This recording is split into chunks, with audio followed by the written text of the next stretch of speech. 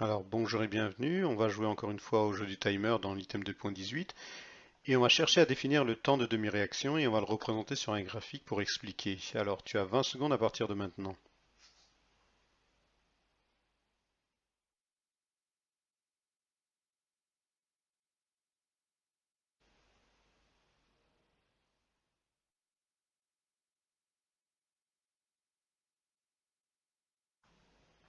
Alors correction, alors le temps de demi-réaction c'est la durée au bout de laquelle l'avancement atteint sa valeur maximale divisée par 2. Alors qu'est-ce que ça signifie?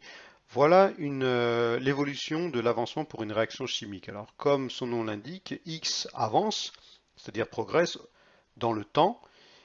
Cependant, tu constates que il progresse, mais la réaction en réalité ne s'arrête pas, c'est-à-dire que ça dure un temps infini.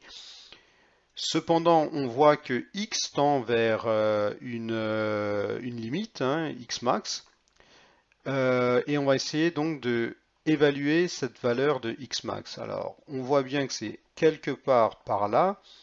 Donc, ici, on va avoir x max. Voilà. Donc ici on a x max.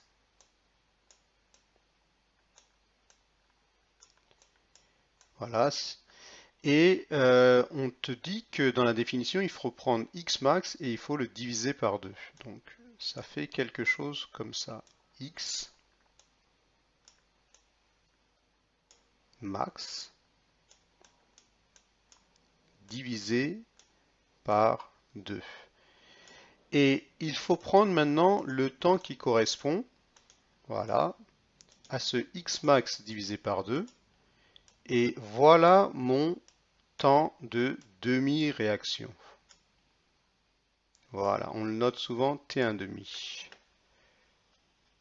Alors, une erreur au bac, c'est que souvent l'élève définit le temps de demi-réaction comme la moitié du temps de la réaction. Mais c'est naturellement, ça n'a pas de sens, puisque dans l'exercice qu'on vient de voir, ou plutôt dans l'exemple qu'on vient de voir, ce temps, comme je vous l'ai indiqué, le temps de la réaction, en réalité, il est infini. Une réaction continue toujours à se poursuivre. Donc surtout, n'écrivez pas ça, hein. D'autant plus que cette définition tombe très très souvent au bac.